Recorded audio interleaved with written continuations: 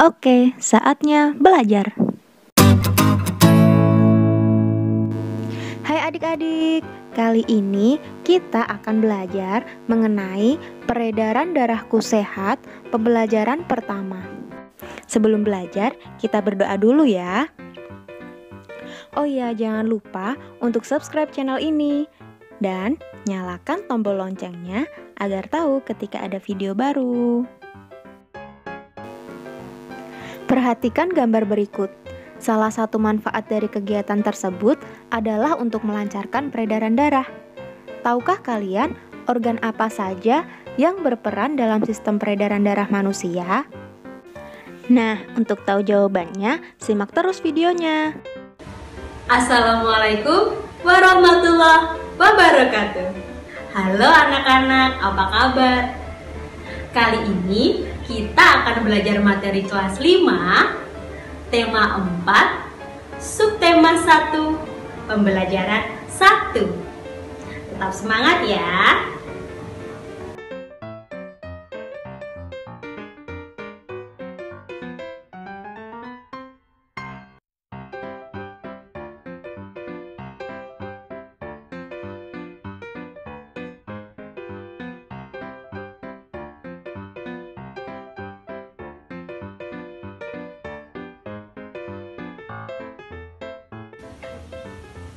Anak-anak, pernahkah kalian mengalami luka?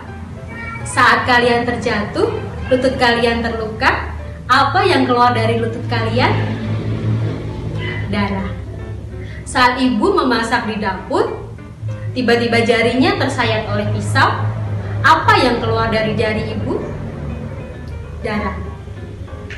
Saat anak berlari kemudian jatuh, kepalanya terbentur oleh batu, apa yang keluar dari kepala anak tersebut? Darah juga. Mengapa darah ada di mana-mana? Di lutut, di jari, bahkan di kepala kita. Kalian tahu? Iya, itu karena darah memang beredar di seluruh tubuh kita. Sebenarnya apa sih fungsi darah bagi tubuh kita? Kemudian, organ apa saja yang berperan dalam peredaran darah kita? Serta bagaimana sistem peredaran darah pada manusia? Semua itu akan kita pelajari kali ini. Kita simak penjelasan berikut ya. Darah memiliki peranan yang sangat penting bagi tubuh kita. Fungsi darah antara lain mengalirkan oksigen ke seluruh tubuh dan mengangkut karbon dioksida dari seluruh tubuh ke paru-paru. Mengalirnya darah di dalam tubuh disebut sebagai sistem peredaran darah. Darah dalam tubuh mengalir melalui organ-organ peredaran darah. Apa saja itu? Yang pertama adalah jantung. Jantung berfungsi memompa darah ke seluruh tubuh. Jantung terletak di rongga dada sebelah kiri. Jantung tersusun atas kumpulan otot-otot yang sangat kuat yang disebut miokardium. Jantung dibungkus oleh selaput yang disebut perikardium. Jantung terdiri atas 4 ruang, yaitu serambi kanan, serambi kiri, bilik kanan, bilik kiri.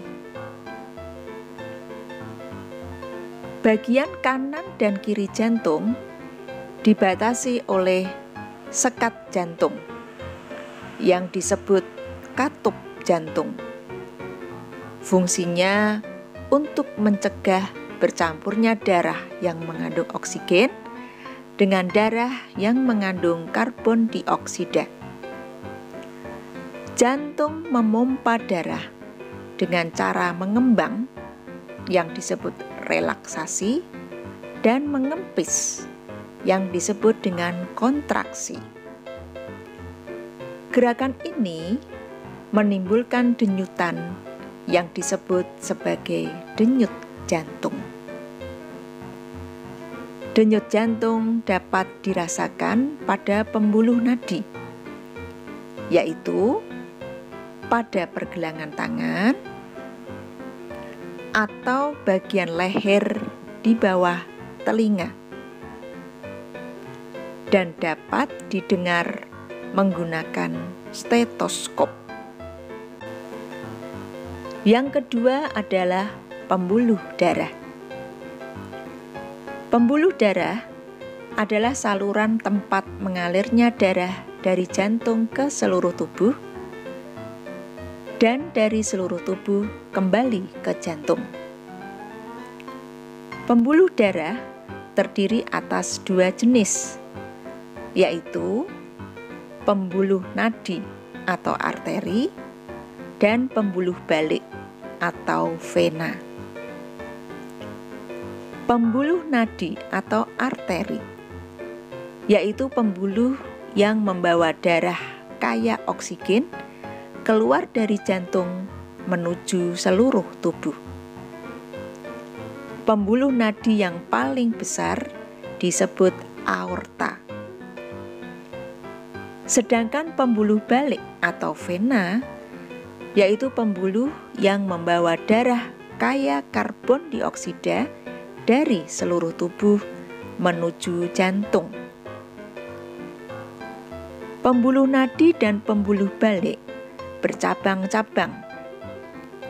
Ujung cabang pembuluh terkecil disebut pembuluh kapiler. Di dalam pembuluh kapiler ini terjadi pertukaran oksigen dan karbon dioksida. Untuk mengetahui lebih jelas perbedaan pembuluh nadi dan pembuluh balik, kita amati tabel berikut ini.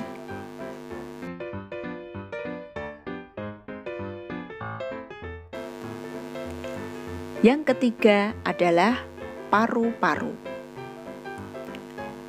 Dalam sistem peredaran darah, paru-paru berperan sebagai penyuplai oksigen ke dalam darah. Darah yang telah diedarkan ke seluruh tubuh tidak lagi mengandung oksigen, tetapi banyak mengandung karbon dioksida. Setelah kembali ke jantung, darah yang mengandung karbon dioksida tadi dipompa ke dalam paru-paru. Nah, di dalam paru-paru ini, tepatnya di alveolus, karbon dioksida akan diambil dan diganti dengan oksigen melalui proses pernapasan. Bagaimana sistem peredaran darah kita? Mengalirnya darah di dalam tubuh kita disebut sistem peredaran darah. Di dalam tubuh manusia, darah selalu beredar.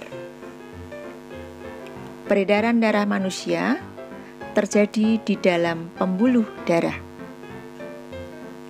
Itulah sebabnya peredaran darah manusia disebut sebagai peredaran darah tertutup. Peredaran darah manusia juga disebut sebagai peredaran darah ganda, karena dalam sekali beredar, darah akan melalui jantung sebanyak 2 kali. Berdasarkan alirannya, peredaran darah manusia dibagi menjadi 2, yaitu 1. Peredaran darah besar, yaitu peredaran darah yang mengalirkan darah dari jantung ke seluruh tubuh, lalu kembali ke jantung. Urutan peredaran darah besar yaitu 2. Peredaran darah kecil, yaitu peredaran darah yang mengalirkan darah dari jantung ke paru-paru, lalu kembali ke jantung. Urutan peredaran darah kecil yaitu, untuk memudahkan kalian mengurutan peredaran darah kita, mari ikuti lagu berikut ini.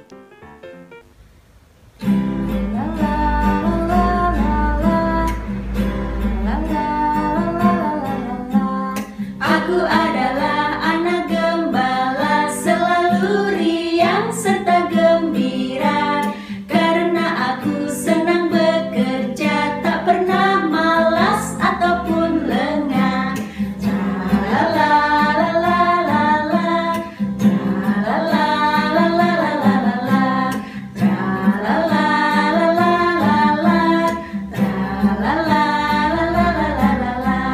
Setiap hari ku bawa ternak ke padang rumput di kaki bukit. Rumputnya hijau, subur dan banyak, ternakku makan tak pernah sedikit.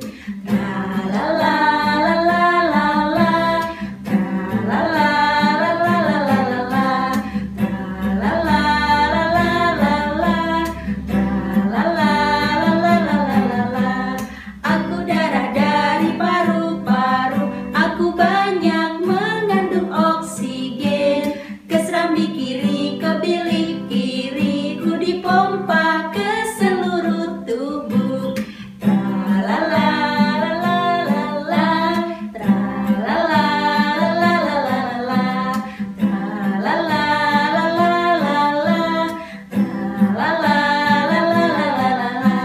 Dari sini ku berubah jadi darah kaya karbon dioksida. Ke serambi kanan, ke bilik kanan, dipompa menuju paru-paru.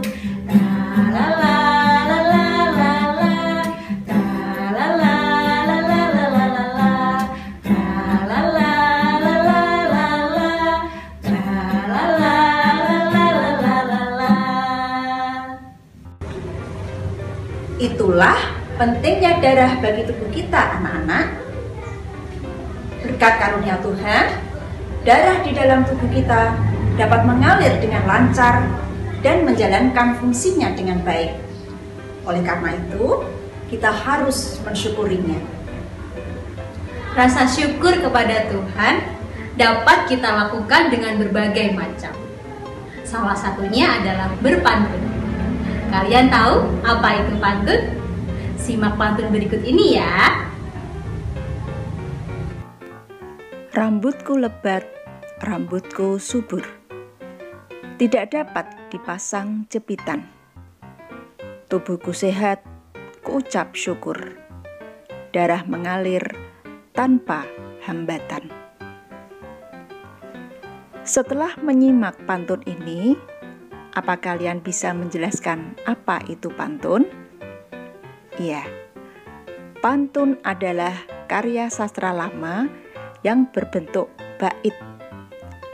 Pantun terikat oleh jumlah baris, jumlah suku kata, dan sajak. Untuk mengetahui lebih jelas tentang pantun, ikuti video pembelajaran berikutnya ya.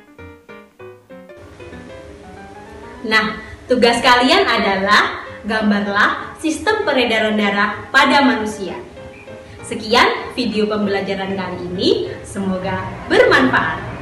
Wassalamualaikum warahmatullahi wabarakatuh. Terima kasih sudah menonton. Jangan lupa like, komen, dan subscribe. See you adik-adik.